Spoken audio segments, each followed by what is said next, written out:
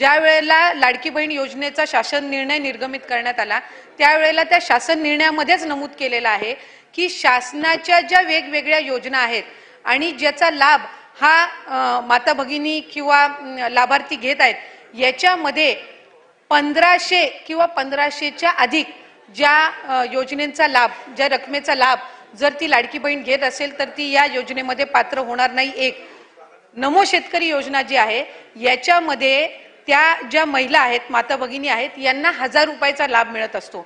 त्याची जी वरची 500ची कॅपिंग आहे म्हणजे ती शासन निर्णयामध्ये सुरुवातीच्या नमूद केलेली आहे की किमान 1500चा लाभ हा शासनाचा प्रत्येक लाडक्या बहिणीपर्यंत पोहोचला पाहिजे आणि त्यानुसार नमो शेतकरी योजनेच्या ज्या लाभार्थी आहेत या साधारणपणे 5.5 ते 6 लाख आहेत।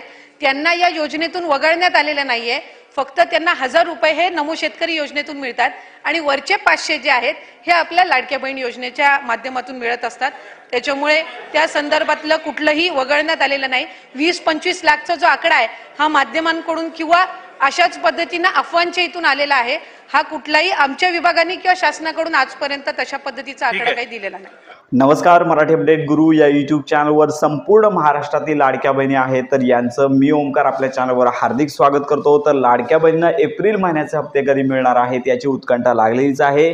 याचबरोबर सोशल मीडियावरती मोठ्या प्रमाणात व्हायरल होत आहेत की 30 लाखांपेक्षा जास्त लाडक्या बहिणींना आता हप्ता येणार नाही, अशा प्रकारची अफवा पसरवली जात आहे। या संदर्भात मंत्री आदित्य तटकरे यांनी सुद्धा सांगितलेलं आहे की डॉक्युमेंट व्हेरिफिकेशनचं काम सुरू आहे। तर या संदर्भात मंत्री आदित्य तटकरे यांनी सुद्धा सांगितलेलं आहे की डॉक्युमेंट व्हेरिफिकेशनचं काम सुरू आहे, परंतु अपात्र होण्याचं प्रमाण 30 लाखापर्यंत नाही आहे। सोशल मीडियावरती चुकीची माहिती पसरवली जात आहे। तर यामध्ये सगळ्यात महत्त्वाची बाब म्हणजे ज्या महिलांना पीएम किसान योजना असेल, नमो किसान सन्मान निधी योजनेअंतर्गत लाभ मिळत असेल तर अशा महिलांना ज्यांनी लाडक्या बहिणींचे अर्ज केलेले आहे तर अशा महिलांना मुख्यमंत्री माझी लाडकी बहीण योजनेअंतर्गत 500 रुपयांचं अनुदान दिले जाणार आहे। त्यांचे 1000 रुपये नमो किसानचे आणि 500 रुपये लाडक्या बहिणींचे असा एकत्रित लाभ त्यांना दिला जाणार आहे। तर संपूर्ण महाराष्ट्रातील लाडक्या बहिणींची प्रतीक्षा संपणार आहे।